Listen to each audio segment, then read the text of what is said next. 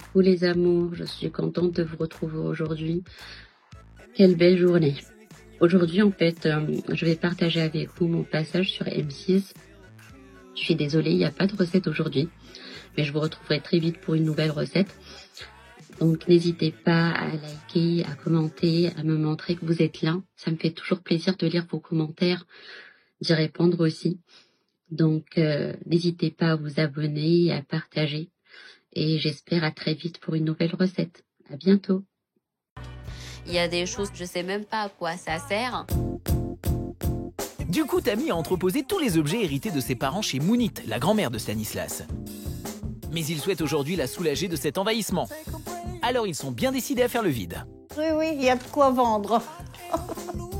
De quoi vendre, mais aussi de quoi voyager, puisque toutes ces trouvailles sont issues de pays parfois très lointains qui devraient chacun nous faire découvrir des traditions venues d'ailleurs.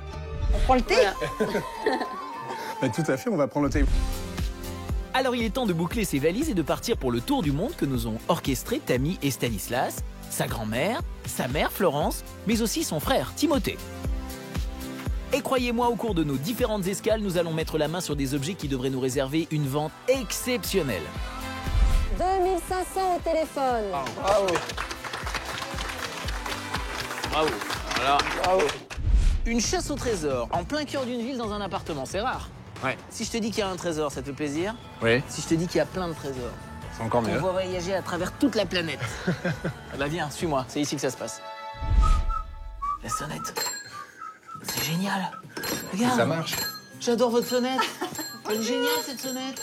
Florence? Florence. Comment ça va? Ça va, je vous remercie. Bonjour. Bonjour. Emmanuel. Florence, Tout le monde est là? bienvenue à la maison. Tout le monde vous attend. Tout le Génial, monde vous attend.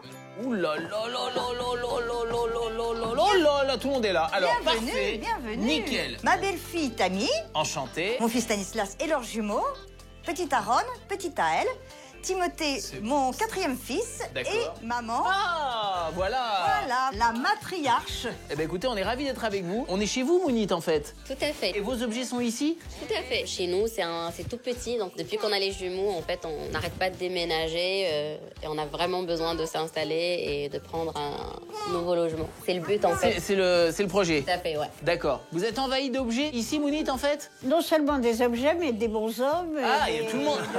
Bah, comme ça, vous n'êtes pas tout seul, c'est bien, c'est sympa. Ah non, je suis pas toute seule. Et puis nous, en plus, on vient passer la journée avec vous aujourd'hui. Ah oui, c'est gentil. Ça va, les petits gars? Vous allez être sympa aujourd'hui? On va s'occuper de vous, hein, de toute façon. Hein. Oh, c'est bon, ça. Très bien. On est prêt pour la chasse aux objets? Super. Allez, À l'attaque. c'est parti, au boulot. Go! Vous l'aurez compris, Tammy va avoir besoin d'aide afin de faire le tri dans tout ce qu'elle a accumulé. Alors pendant qu'elle s'attaque à un côté de l'appartement, Florence et Timothée se chargent d'explorer le bureau. Et parmi tous ces objets, il y a forcément des trésors insoupçonnés qui se cachent. Bah tiens, toi qui es grand, tu m'attrapes ça? Oh, puis il y a le petit écureuil, regarde comme c'est mignon. Ça y est, je suis là. Tout va bien? Très bien. Je suis à côté de vous. Qu'est-ce qui se passe? Nous avons sorti nos verreries. Ça devrait être des laliques. Ça rentre dans la catégorie de ces verreries type dôme, baccarat, etc. Exactement. D'accord. Alors, il faut faire attention à chaque fois. Quand on a de la verrerie René Lalique, il y a différentes signatures qui correspondent à différentes périodes de production. Plus la pièce est ancienne, plus elle est recherchée parce que la production était moindre. Donc là, on a différents types. Ah, ça, c'est bien, ça. Ça, c'est le autre plus gros. chose. C'est le plus gros. Qu'est-ce que c'est que ce truc d'ailleurs? Ça, c'est vraiment une pièce rare, c'est très joli. On a encore une fois la signature de Lalique ici, Air Lalique France. C'est la signature qui est utilisée dans les années 30. Donc là, on est sur une pièce qui est beaucoup plus rare, qui n'a rien à voir avec cette série de moineaux, qui est plutôt classique. En plus, on a des signatures Lalique France, donc postérieures à la mort de l'artiste, qui sont produits en grande quantité et que l'on peut trouver facilement. Cet objet-là, il est particulier. C'est un objet de décoration qui sert pour les voitures. C'est un bouchon de radiateur. À cette période-là, quand on achète un véhicule, on peut le modifier comme on veut, notamment dans les bouchons de radiateur. Vous voyez la calandre, hein, comment elle est faite sur une voiture. On a donc le radiateur qui est positionné devant, et sur le dessus du radiateur, on a un bouchon. Au début du XXe siècle, la mascotte ornant les bouchons de radiateur est l'un des accessoires les plus raffinés des automobiles, encore réservé à quelques privilégiés. La plus fameuse, représentant une femme qui trône sur le capot d'une célèbre marque de voitures de luxe anglaise, est aussi la plus recherchée. Nommée Spirit of Ecstasy, cette célèbre statuette a été sculptée par Charles Sykes en 1911. Inspirée de la sculpture grecque La Victoire de Samothrace, cette figure féminine aérienne, prenant son élan, représente l'extase et l'enivrement de la vitesse. C'était quand même pas donné à tout le monde de mettre comme ça un trophée en... Non, absolument. Ce sont des pièces d'exception, de grande qualité, de luxe, puisque les possesseurs de voitures au début du XXe siècle appartiennent en général à la classe supérieure de la population. Et c'est un objet qu'on achetait dans des magasins de luxe et qu'on achetait très cher. René Lalique a produit plusieurs modèles de bouchons de radiateur. Certains sont très connus. Vous avez un profil de femme, les cheveux dans le vent, aussi un modèle d'après une naïade. Là, c'est vraiment une pièce rare. C'est un miracle parce que c'est même pas beau. On est du même point de vue. Hein. L'animal qui représente ce travail, c'est pas le meilleur. Le dindon. C'est un animal aujourd'hui qu'on peut trouver un petit peu comique, mais il faut savoir que tous ces bouchons de radiateur étaient personnalisés. On achète un bouchon de radiateur en fonction de son centre d'intérêt. C'est quand même une dinde qui est sublimée par le travail de l'artiste parce qu'on voit qu'il y a une géométrisation des formes. Il y a un effet de poli, de dépoli sur toutes ces plumes. C'était plus qu'une dinde, ça devient une véritable sculpture. On va regarder d'un peu plus près l'état maintenant. Alors, la meilleure chose à faire, c'est toucher. Oui. Parce que parfois, les petits éclats, on s'en rend pas compte à l'œil.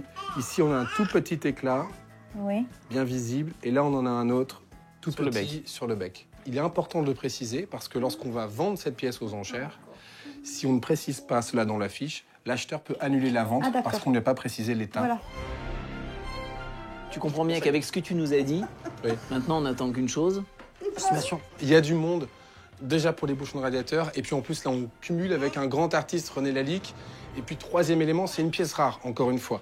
Donc on peut avoir une bonne surprise. Moi je vais dire entre 600 et 800 € pour ce bouchon de radiateur. Et puis on va laisser faire la vente aux enchères et voir comment les choses vont se passer. Je sens que tu as une idée derrière la tête.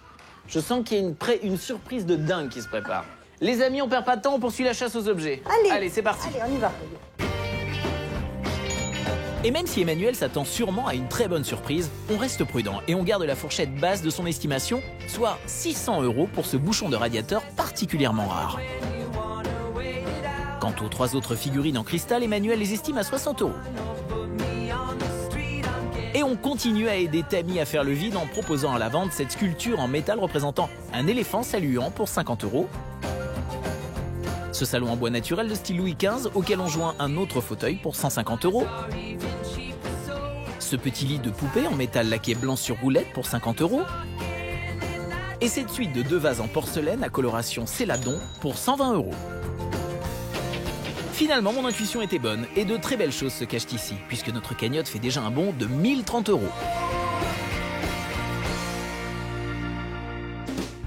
Et pendant ce temps, Tammy a elle aussi fait des petites découvertes qui devraient nous faire voyager. On va la mettre par là. Ah, je m'installe autour de la table, c'est ça? On prend le thé? Ben, tout à fait, on va prendre le thé. C'est assez joli, c'est effectivement une table à thé, probablement syrienne. Pas de manière certaine parce que la marqueterie syrienne est une marqueterie un petit peu différente qui travaille des morceaux de bois plus petits encore avec des motifs complètement différents qui sont essentiellement géométriques. Là, on a quand même des éléments qui sont assez naturalisés. On a cet ensemble de rinceaux ici qui rappellent bien entendu des éléments végétaux. Ils partent tous d'un élément central pour ensuite se répandre comme ça de manière organisée sur le plateau de notre petite table à thé. Ici, on a une incrustation de petits éléments en os qui ont été découpés et ensuite incrustés dans du bois qui a été auparavant chanlevé, c'est-à-dire qu'on a, avec un ciseau, d'abord dégagé le motif que l'on veut obtenir et ensuite on a inclus les petits éléments d'os dans chacun des... C'est un boulot énorme. C'est un boulot énorme. Mais il faut savoir qu'il y a une technique très développée dans les pays orientaux, surtout pour la marqueterie syrienne, qui est une marqueterie qui travaille encore plus le motif géométrique. Les artisans ont su conserver les techniques bien vivantes. En fait, vous avez différents modèles de table à thé. En général, on a cette forme octogonale. On voit que la table n'est pas haute, hein, d'ailleurs, puisqu'on boit le thé allongé. Puis il y a une autre particularité, c'est des motifs architecturés pour le support. Et là, on peut très bien s'imaginer ici qu'on est face à une arcature de porte qu'on en a réduite et que l'on a multipliée, dont on a répété le motif. Après, sur les matériaux, on a vu donc que c'était de l'os incrusté. Souvent, on peut retrouver des matières un petit peu plus nobles. Par exemple, de l'écaille, de tortue, mais aussi de la nacre. Ah oui. Ah oui. Donc là, les tables qui ont comme ça des incrustations de nacre et d'écailles de tortue sont en général un peu plus anciennes et sont bien sûr plus recherchées, plus chères. Il existe bien d'autres objets relatifs à la consommation du thé à travers le globe. Il faut dire qu'au Japon, la cérémonie du thé fait l'objet d'un véritable rituel. On utilise pour cela le shawan, un large bol dans lequel on prépare et déguste le thé traditionnel. Ce thé vert se présente sous forme de poudre, le thé matcha mélangé à de l'eau chaude avant d'être battu avec un fouet de bambou appelé le shasen. Au Maroc, la théière est fabriquée en cuivre doré ou argenté. Son couvercle est de forme conique et elle est juchée sur 4 petits pieds, ce qui en fait un objet reconnaissable entre tous. Le plateau à thé est aussi fabriqué en cuivre doré ou argenté et on l'assortit généralement à la couleur de la théière. On le pose sur une table ou sur des pieds pliables en bois sculpté, formant ainsi une petite table basse.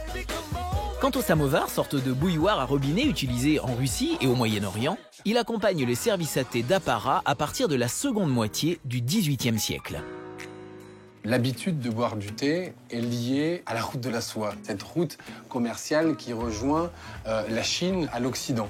Mais en réalité, la route de la soie ne concernait pas que la soie. Beaucoup de matériaux circulaient par cette voie d'échange, notamment du thé. Tous les pays traversés ont adopté la culture du thé qui est d'origine chinoise. En tout cas, elle n'est pas très ancienne. On va regarder au revers ici. On voit que le bois a été chevillé, alors ça c'est plutôt pas mal. Cependant, il a été teinté, puisque là on voit très nettement l'arrêt de la teinture, et là on a un bois qui est plus brut, tout à fait. Il a été bien verni ici, ça se voit de manière récente. En estimation, il va falloir qu'on reste raisonnable. C'est un objet intéressant pour toute la culture, tout ce qui peut nous apporter et nous apprendre. Mais moi, je vais dire une trentaine d'euros pour cette table. On va rejoindre le reste de la famille. Tout à fait. On vous suit. Allez, par là alors.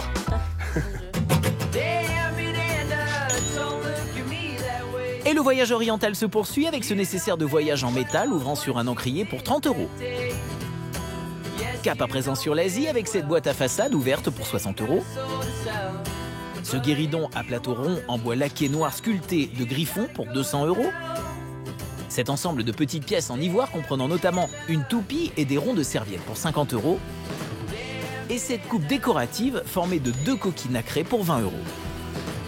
À l'issue de ce voyage, notre cagnotte fait un bond de 390 euros. Alors j'ai hâte de voir dans quel pays notre prochaine découverte va nous faire voyager. On est là! Bon, les petits pleurniches, tout est sous contrôle. Hein, je me suis occupé personnellement des enfants. Ah ben ça c'est Bon, super. vous avez vu qu'ils pleurent quand même. Alors, qu'est-ce que vous avez mis de côté ici? Alors je vous ai mis des armes. Alors, d'où ça vient, ça? Je suppose que ça vient d'Asie. C'est quoi, c'est des poignards, ça, c'est quoi? On va voir un peu dans le détail. D'accord. Et là, ça va pas être facile. Hein. Écoutez, on va tenter un truc. Moi, je vais en prendre un. Et moi j'en prends le deuxième, je crois. Très bien, viens avec moi, toi. Oh, c'est bon, ça. On va voir un petit peu comment ça se passe ici. Voilà. Alors, t'as eu le temps de regarder. Qu'est-ce que tu peux nous dire? Déjà, je veux dire que ce sont des pièces qui sont vraiment rares et vraiment intéressantes parce que ce sont vraiment des armes blanches qui vont nous faire voyager très loin. Ouh là là, celui-là, il est dans un état parfait. Hein. Tu chopes le tétanos en 1 seconde. L'acier inoxydable n'existait pas à l'époque de création de ces pièces, donc il est tout à fait logique qu'elles s'oxydent. Bien sûr, l'état est important, mais ce sont des oxydations qui peuvent être récupérées, qui peuvent être restaurées. Il nous fait voyager où, cet objet-là? Ça, c'est un couteau qu'on appelle katar, c'est un couteau indien. C'est une arme de la fin du 19e. Il y en a qui sont un petit peu plus anciennes encore ici. Et il a un décor doré qu'on appelle damasquiné. Le terme de damasquiné vient de la ville de Damas, puisque c'est une des méthodes de travail du métal qui a été inventée d'abord à Damas et qui ensuite s'est propagée au Proche-Orient, au Moyen-Orient et puis encore un petit peu plus loin jusqu'à l'Inde. Le métal est d'abord creusé selon le motif que l'on veut obtenir et ensuite on va garnir avec de l'or et créer ce motif damasquiné.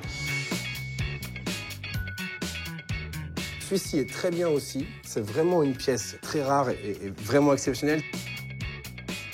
Là, on va aller aussi en Inde, mais dans une autre civilisation.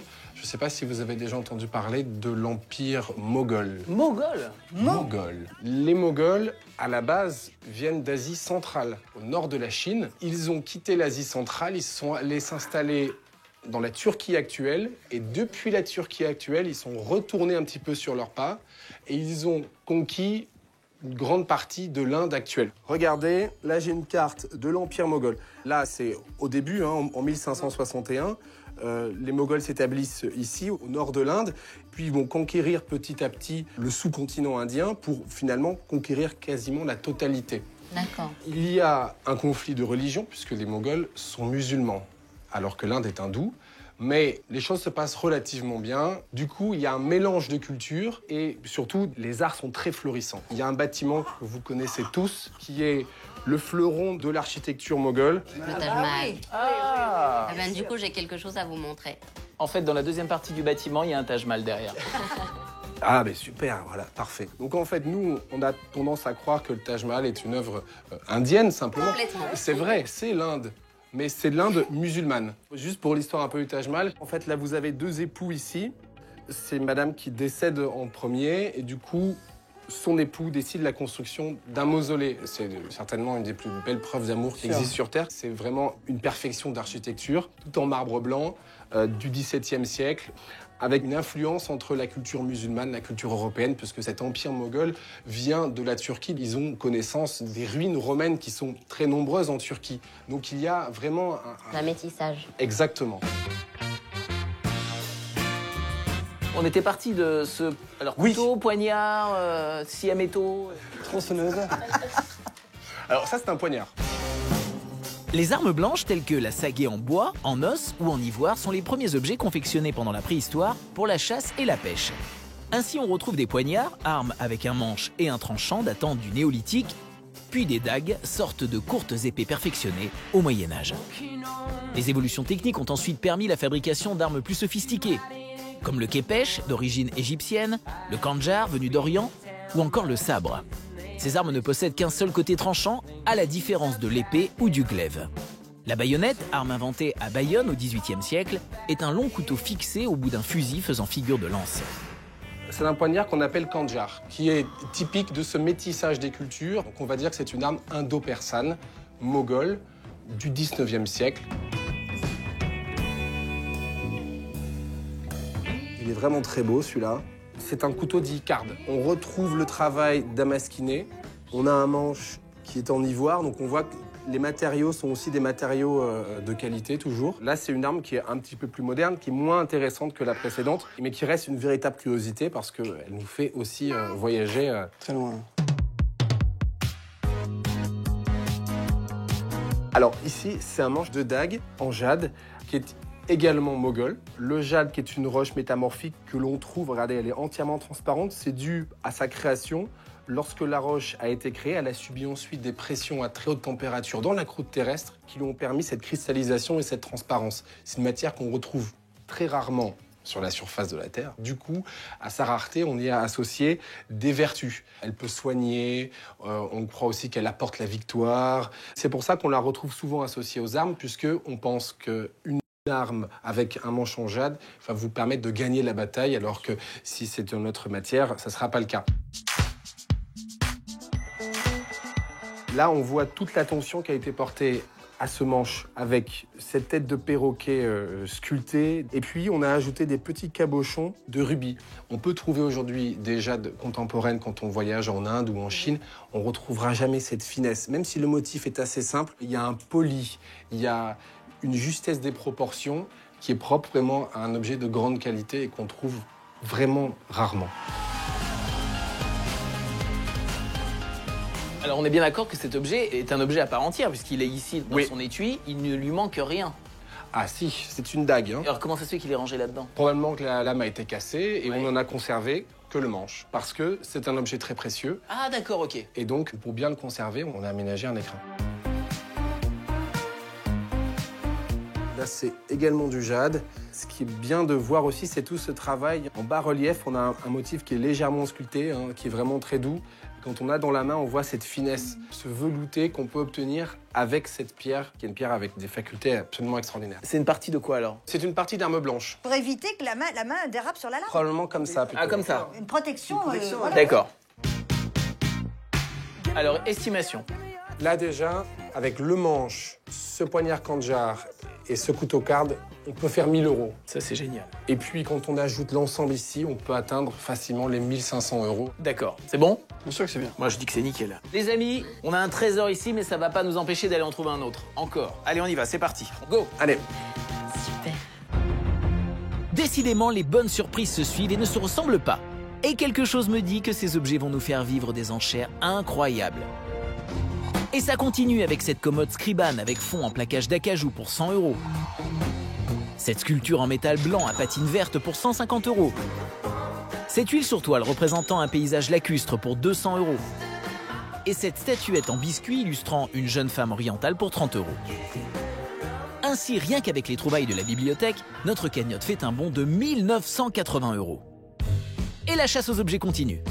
Ouh là là, j'ai trouvé un truc là. Ouais. Ça a l'air bien authentique. Je suis même pas sûr que ce soit pas de l'or. Tiens, regarde. Ah non.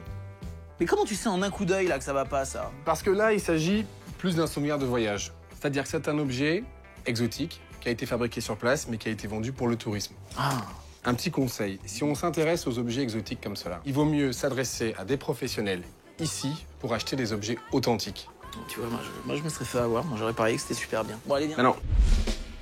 Du coup, ce souvenir de voyage ne rejoint pas la liste des objets à vendre. Mais il y en a bien d'autres qui attendent encore. Manu. Oui. Viens voir. On était en train de parler salade de fruits. Tu veux pas manger les petits pots des enfants? Oh. Regarde.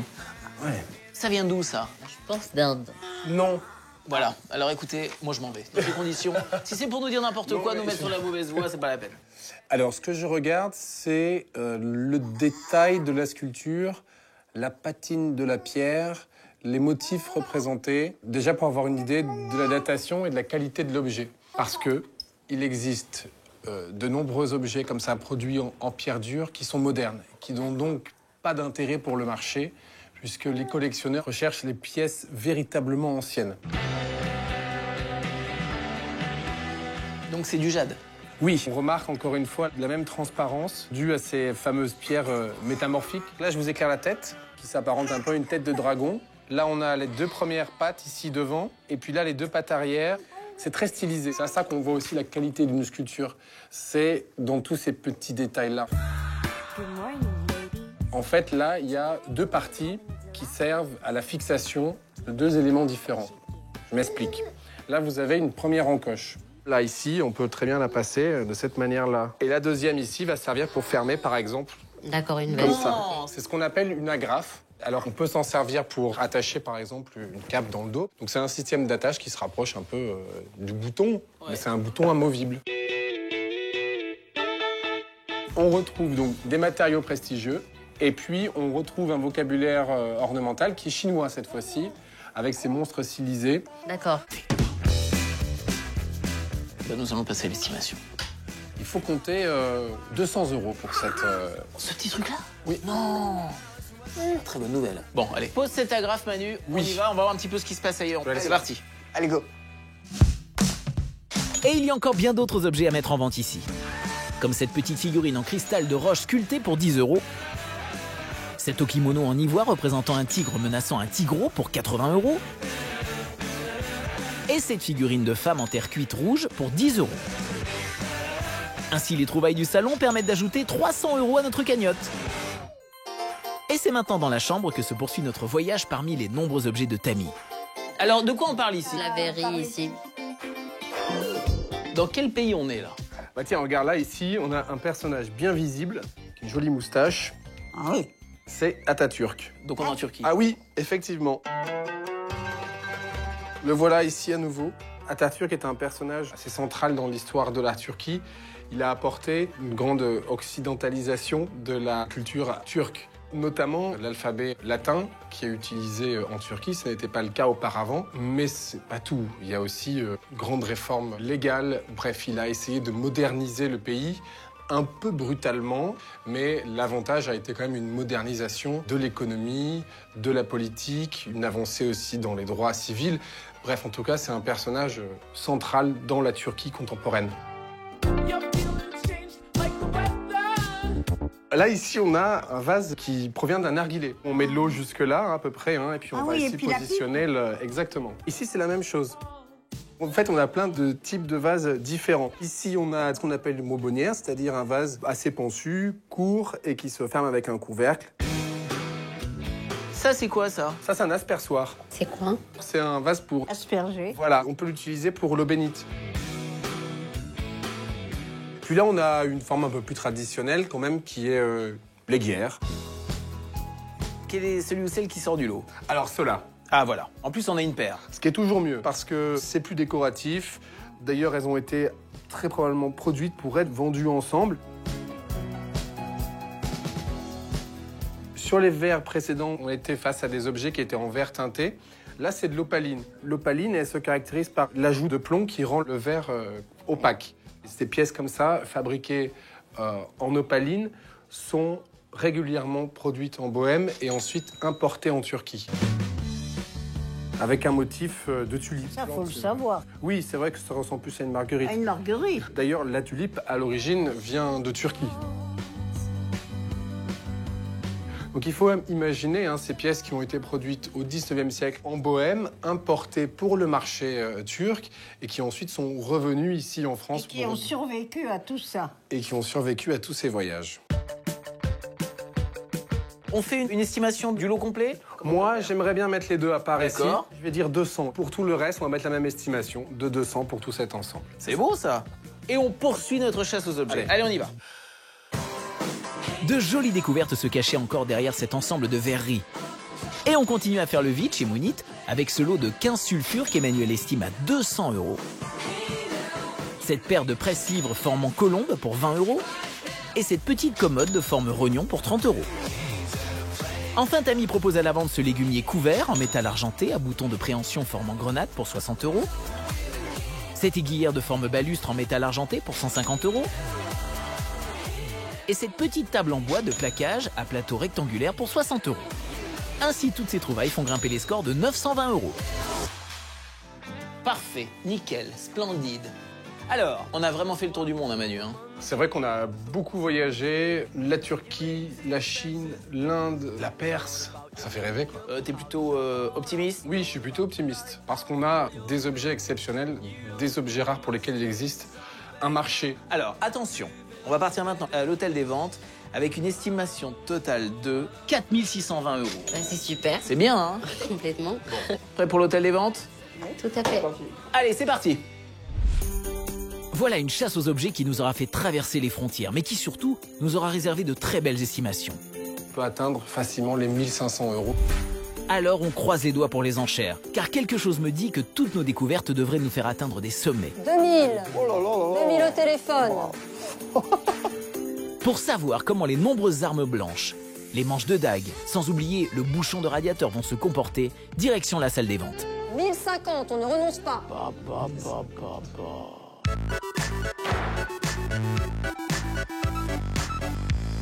Après cette fantastique chasse aux objets où, il faut le reconnaître, tu ne savais plus où donner de la tête, on va passer maintenant à la vente aux enchères des objets de notre famille. Quels sont ceux à surveiller de près? On a d'abord cet ensemble de jade et d'armes indiens, qui est vraiment un ensemble exceptionnel. Et puis aussi une mascotte de radiateurs, de voitures des années 30 par René Lalique. Ça, c'est une pièce collectionnelle très rare. Alors là, c'est vrai qu'aujourd'hui, particulièrement, on a très envie de connaître le dénouement de cette chasse aux objets, parce que vous l'avez compris maintenant, on va passer à la vente. Objectif de l'opération, notre famille souhaite s'installer avec leur bébé dans un nouvel appartement. On retrouve donc sans plus attendre Tammy et Stanislas. Combien cette vente aux enchères va-t-elle leur apporter? Pour le savoir, vous restez avec nous, la réponse c'est tout de suite. La vente est sur le point de commencer. Tammy et Stanislas ont laissé les jumeaux à la maison et ils sont impatients de découvrir comment leurs nombreux objets vont se comporter. Une chose est sûre, c'est qu'aujourd'hui, les chineurs vont voyager. Manu, ça y est, on est bien. Il y a du monde. Oui. Et j'avoue qu'on est un petit peu en pleine forme aujourd'hui. Je sais pas, on a pris des vitamines ou quoi? Oui, c'est vrai. Bah, j'ai l'impression, ouais. Je sais pas. La salle est pleine et nous, plein d'énergie. Toutes les conditions sont donc réunies pour une vente réussie. Mais avant de commencer, quelques explications. Il y a eu une exposition ce matin avec les objets que nous avez confiés, une publicité qui a été faite sur Internet et la vente est également retransmise sur Internet en direct, c'est-à-dire que vous avez là des acheteurs présents ici, mais aussi des acheteurs en ligne devant leur ordinateur. Il y a également les enchères qui vont être portées certainement par téléphone. Croisez les doigts, Manu. Croisez les doigts. Et notre commissaire-priseur décide d'ouvrir le bal avec la table à thé dont Emmanuel nous avait parlé dans la chambre d'amis. Très jolie table à thé en bois naturel, à plateau octogonal, animé d'une marqueterie d'os. Et nous commençons les enchères à 50 € pour cette jolie table à thé syrienne. 50 preneurs sur le net. Parfait, 50 €, l'estimation c'était 30. 60 c'est dans la salle. 70 sur le net. 70, 80 dans la salle. À 80 nous sommes. 90 sur le net. On arrondit à 100 dans la salle. Merci beaucoup monsieur. À 100 ça, c'est dans très la bien. salle. 120. 120. 900 sur le net. 130. C'est donc dans la salle à 130, j'adjuge. Adjugé 130 à monsieur. 130 €. 100 € au-dessus d'estimation. Voilà une vente qui commence bien, ce qui est donc de bon augure pour le reste de nos objets, notamment la collection de poignards, de jade, mais aussi la mascotte de bouchons de radiateur. En attendant de savoir comment ils vont se comporter, on continue avec les meubles. Et on se sépare de la petite table en bois de plaquage à plateau rectangulaire pour 50 €. De la petite commode de forme rognon ouvrant par 2 tiroirs pour le même tarif. Et du salon en bois naturel de style Louis XV qui est adjugé à 100 € tout rond. Le petit lit de poupée en métal laqué blanc sur roulette désencombre pour 110 €. Et le guéridon à plateau rond part pour 150 €. Quant à la commode Scriban, avec fond en plaquage d'acajou, elle trouve preneur pour... Adjugé 200, très bel achat. Voilà, ça y est, c'est fait, c'est bon, 200 €.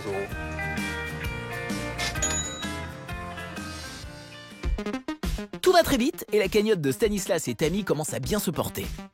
Alors on ne s'arrête pas en si bon chemin et on enchaîne avec le lot de verres trouvés dans le bric-à-brac de la chambre où nous avions fait de jolies découvertes.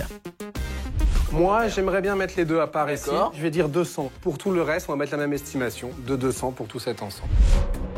Et on commence avec... Un lot de verres, une aiguière. Attention, on a un lot à 200 € là qui arrive. Il y a 2 bonbonnières, il y a 3 aspersoirs, 11 pièces au total. C'est un très beau lot. Et nous commençons les enchères à 150. 150 pour tout ce lot de verreries. Ça vaut mieux, hein. À 150, y a-t-il preneur? Alors démarrons à 100 si vous voulez. À 100, y a-t-il preneur? 120 sur le net, mais ça vaut mieux, hein. C'est de belle qualité, vous en avez tout de même 11. Pas de regret, j'adjuge à 120, c'est vu? Adjugé 120. Très bien. La paire d'aiguillères en opaline bleue rehaussée de motifs en écailles dorées est adjugée à... Adjugé 160 dans la salle. Voilà qui fait grimper un peu plus notre cagnotte. Et c'est loin d'être terminé, car cet appartement était plein de trésors. Alors on continue à faire le vide et on se sépare de l'ensemble de 3 figurines en cristal, estimées 60, elles partent pour 140 €. Très bien, ça c'est parfait.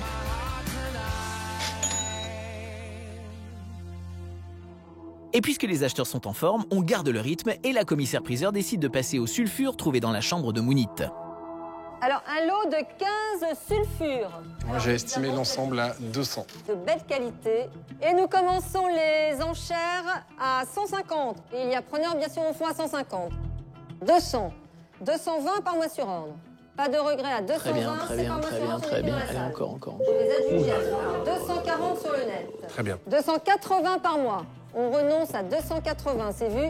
300 sur le net, et bien moi je dis 320. Je vais adjuger à 320. 340 €, c'est en ligne. 340, est-ce bien vu? On renonce à 340. Adjugé 340 sur le net, très bel achat. 340, c'est une très bonne nouvelle.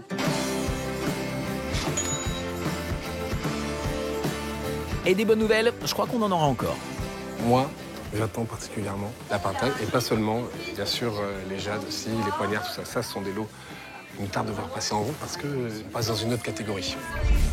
Alors, en attendant de savoir comment ces lots tant attendus vont se comporter, on dit au revoir à la paire de presse-livres en régule formant colombe qui part pour 45 €.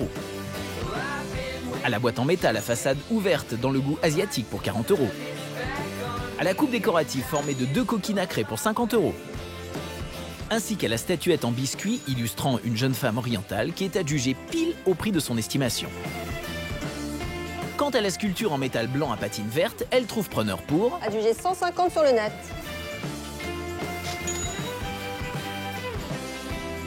L'autre sculpture, indienne cette fois-ci, et représentant un éléphant saluant, part pour 40 €. La figurine de femme en terre cuite rouge fait de même. Et l'autre figurine représentant Ganesh fait 3 fois son estimation. Place maintenant un lot trouvé dans le bureau et qu'Emmanuel avait estimé à 120 €. Vase en porcelaine à la coloration céladon, l'un à motif lotiforme et l'autre de forme balustre. Nous commençons les enchères à 200. Estimé 120. Très bien. Paf. 250, 300, 350. On arrondit à 400, 400, 420 monsieur, 450, 500, 550 au fond. C'est très bien. Reste bien vu à 550. Adjugé 550 à monsieur. 550, je suis content de le noter. Ce petit détour par l'Empire du Milieu fait encore grimper notre cagnotte. Mais le voyage n'est pas terminé, puisque de nombreux objets de Stanislas et Tammy promettent encore de jolies surprises. Comme les manches de dague, les nombreux poignards, mais aussi la très rare mascotte de bouchon de radiateur trouvée en début de journée. Mais pour l'heure, on est content de dire au revoir aux légumiers couverts en métal argenté pour 100 €. À l'aiguillère de forme balustre reposant sur pied-douche pour le même tarif. Et au nécessaire à écrire de voyage qui ajoute 100 € à la cagnotte de Tammy. Place maintenant au tableau trouvé dans la bibliothèque. Ah, ce très beau paysage lacustre. Ah, il est somptueux. Moi, j'ai estimé 200 € ce paysage parce qu'il est très beau, signé Richard. Donc, pour ce paysage lacustre, nous commençons les enchères à 100, à 100, 120, 150. Voilà, on a 200 d'estimation. 200 sur Internet. 250 dans la salle.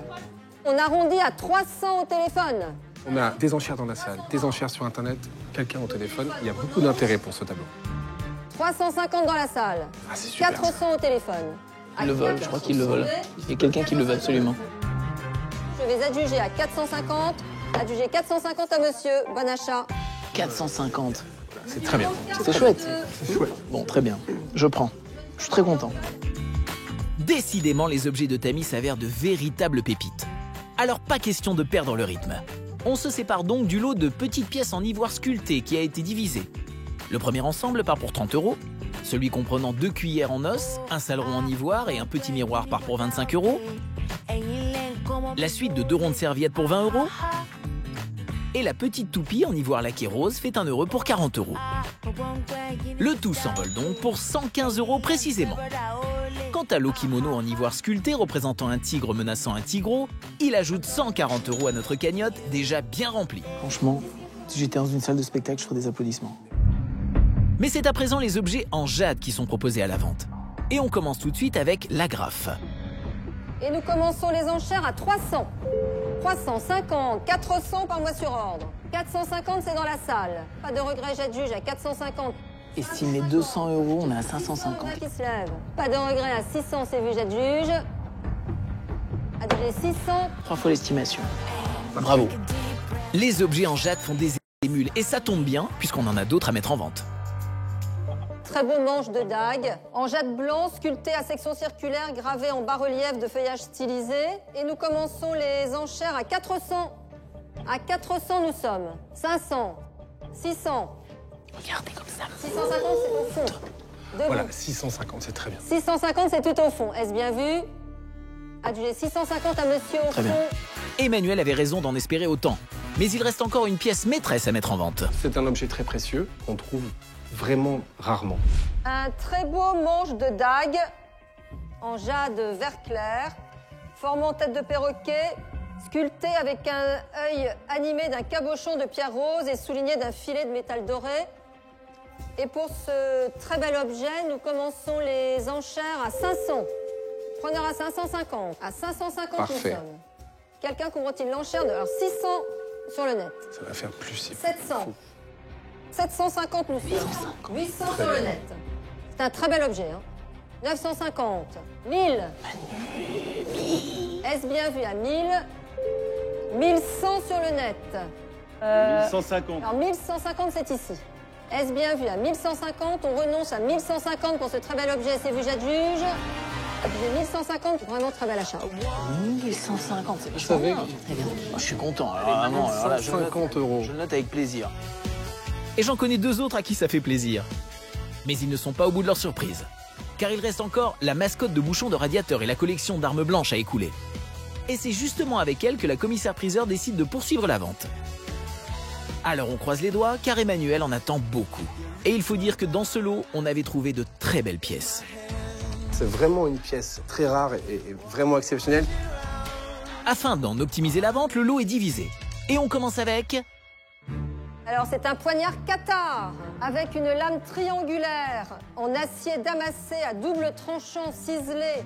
Et nous commençons à 100. Voilà, c'est pris tout de suite. 100 preneurs. 150 sur le net. À 150 sur le net, ça n'est plus dans la salle. 200 sur Internet. 350. 300. 450. 450. Et ça monte tout seul. 550, c'est dans la salle. Pas de regret. Adjugé 550. C'est bien là. Bien sûr, c'est bien. C'est bien, et ce n'était que le premier de la série. Alors on garde la cadence et on enchaîne. Un couteau, quart d'un dos perçant, lame acier, légèrement courbe et manche en os, protégé d'une bague en métal ciselé. Et nous commençons les enchères à 150. Oh là là, les internautes se lâchent. 400 tout de suite. Quelqu'un couvre-t-il l'enchère de 400 dans la salle? 500. 600, c'est sur le net. Oh, 600 €. Y a-t-il amateur? 620 dans la salle. À 620, nous sommes. Est-ce bien vu? À 620, on renonce à 620, j'adjuge. Adjugé 620. 620, les mecs, quoi. Les acheteurs s'affolent aussi bien dans la salle que sur Internet et il ne faut surtout pas perdre le rythme. On se sépare donc des couteaux népalais, dont l'un avec son manche en os incrusté de pastilles et de filets de métal qui part pour 130 €. Du poignard avec longue lame en acier et son fourreau pour 160 €. Et du pommeau de poignard figurant une tête de lion qui fait le bonheur d'un collectionneur pour 120 €. Magnifique, je le note. Place à présent au lot suivant. Un poignard, 4 jarres, manche en jade vert clair sculpté, formant roulement, animé de motifs floraux en léger relief. Et nous commençons les enchères à 150 pour ce très beau travail. Preneur à 150, quelqu'un couvre-t-il l'enchère? 230 tout de suite. À 230, nous sommes. 350, c'est sur le live. Dans la salle, on renonce. 420, 450, tout au fond. De ces objets. J'en reviens pas, c'est extraordinaire. 500 sur le live. 500, 500. Qui dit mieux dans la salle? Quelqu'un va arrondir à 600. 600. C'est de la folie. 700, 800. Super. 900. À 1000, nous sommes. 1000, 1000, 1000. 1020. 1020, mais sérieux, quoi. 1020, c'est par monsieur. 1050, on ne renonce pas. 1050. Inimaginable. 1050, on renonce à 1050. C'est bien vu, j'adjuge. Adjugé 1050 à monsieur.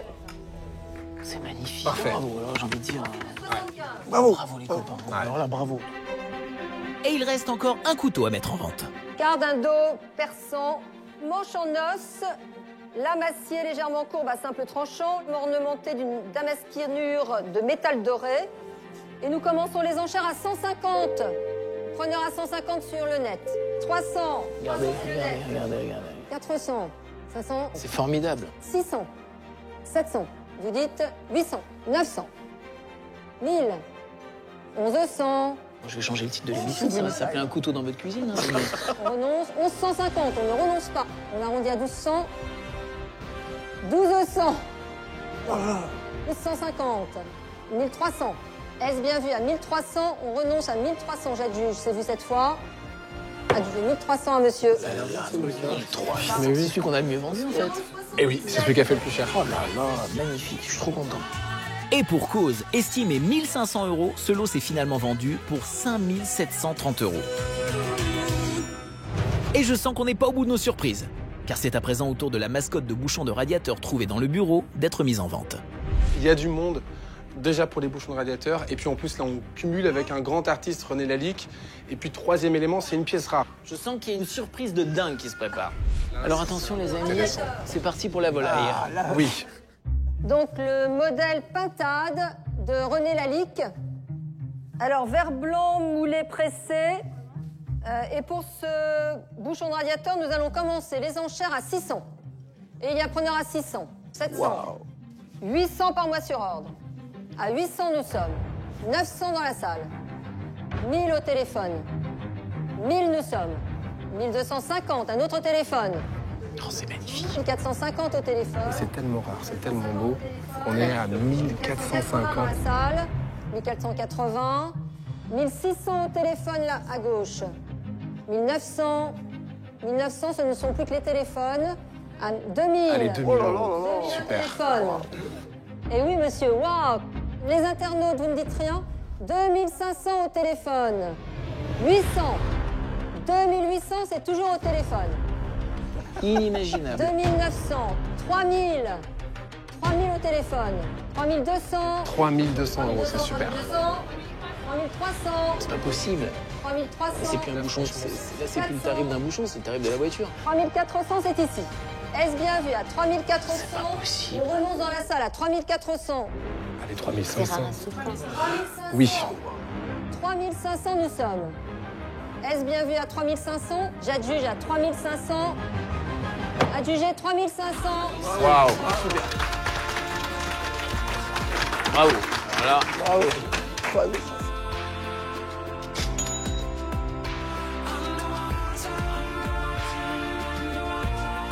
Écoutez, 3500 euros, c'est magnifique.